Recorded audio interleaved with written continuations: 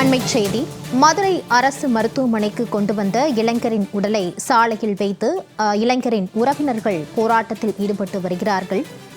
இளைஞர் மரணத்தில் சந்தேகம் இருப்பதாக கூறி அரசு மருத்துவமனைக்கு முன்பாக சாலையில் வைத்து உறவினர்கள் போராட்டத்தில் ஈடுபட்டு வருகிறார்கள். அண்மைச் செய்தியாக பார்க்கிறோம்.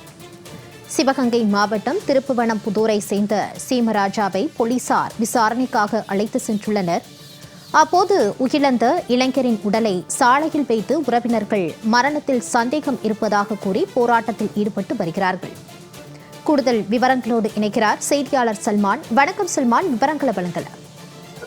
சிவகங்கை மாவட்டம் திருப்புவனம் தாலுகாவிற்குட்பட்ட திருப்புவனம்புதூர் பகுதியைச் சேர்ந்த நந்தகோபால், கவிதா ஆகியோருடைய மகனாக இருக்கக்கூடிய சீமராஜா இவர் மீது பல்வேறு குற்ற வழக்குகள் நிலுவையில் உள்ளது. இந்த நிலையில்தான் நேற்று முன்தினம் சீமராஜாவை அவரது வீட்டிற்கு காவல்துறையினர் தேடி சென்றுள்ளனர். இந்த நிலையில் சீமராஜா மற்றும் அவரது நண்பர் சூர்யா ஆகிய இருவரும் நேற்றைய தினம் பைக்கில் வந்து கொண்டிருந்த போது மேலூர் பகுதியில் விபத்து ஏற்பட்டு சீமராஜா உயிரிழந்து விட்டதாகவும், சூர்யா என்பவர் கையில் காயமடைந்த நிலையில் சிகிச்சையில் உள்ளதாகவும் சீமராஜாவின் குடும்பத்தினருக்கு மதுரை மாவட்டம் மேலூர் காவல்துறையினர் தரப்பில் தகவல் அளிக்கப்பட்டிருக்கிறது. இதனை அடுத்தாக உயிரிழந்த அந்த இளைஞர் சீமராஜாவின் உடலானது மேலூர் மருத்துவமனையிலிருந்து மதுரை அரசு ராஜாஜி மருத்துவமனைக்கு பாதுகாப்பு கருதி கொண்டு வருவதாக காவல்துறையினர் தெரிவித்து சீமராஜாவின் உடலானது ஆம்புலன்ஸ் மூலமாக மதுரை அரசு ராஜாஜி மருத்துவமனை பிணவரை பகுதிக்கு இன்று காலை எடுத்து வரப்பட்டது.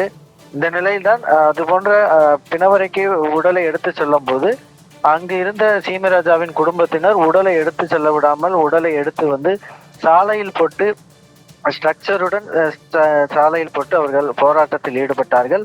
அவர்களுடைய கோரிக்கை என்பது இதுபோன்ற சீமராஜாவை காவல்துறையினர் வீட்டில் தேடி வந்து கேட்டிருந்தார்கள்.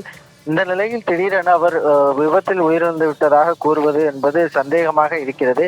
எனவே காவல்துறையினர் விசாரணை என்ற பெயரில் அழைத்து சென்று இதுபோன்று அடித்து ஏதேனும் துன்புறுத்தினார்கள் என்பது குறித்து உரிய விசாரணை நடத்தப்பட வேண்டும் என்ற கோரிக்கையை முன்வைத்து போராட்டத்தில் ஈடுபட்டார்கள்.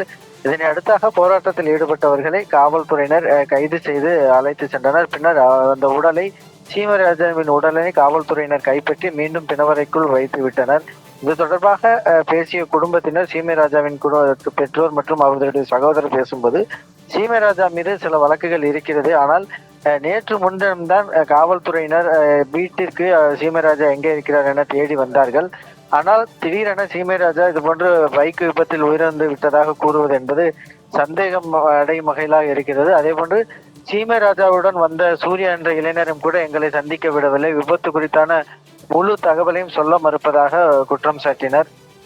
ஏற்கனவே சிவகங்கை மாவட்ட காவல்துறையை பொறுத்த மட்டிலும் அஜித்குமார், ஆகாஷ் டெலிசன் என காவல்நிலை விசாரணைக்கு சென்றபோது உயிரிழப்புகள் ஏற்பட்ட நிலையில் இதுபோன்று மூன்றாவதாக இதுபோன்ற ஒரு நிலை ஏற்பட்டதா, சீமராஜா இதுபோன்று விசாரணைக்காக அழைத்து செல்லப்பட்டதா என்பது குறித்தான பல்வேறு சந்தேகங்களும் எழுகிறது. ஆனால் காவல்துறையினரை பொறுத்த மட்டிலும் சீமராஜா, சூர்யா ஆகிய இருவரும் வரும்போது மதுரை மேலூர் நகர்பகுதியில் விபத்து காரணமாகவே இருவரும் அந்த காயமடைந்த நிலையில் சீமராஜா உயிரிழந்தார் என்பதும் கூட தெரிய வந்திருக்கிறது. அவர்கள் தரப்பில் அதற்கான முழு ஆதாரம் இருப்பதாகவும் கூட காவல்துறை தரப்பில் தகவல் அளிக்கிறார்கள்.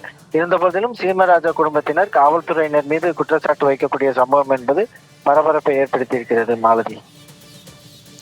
சல்மான், இந்த விவகாரம் தொடர்பான கூடுதல் விவரங்களோடு இணைந்தமைக்கு நன்றி.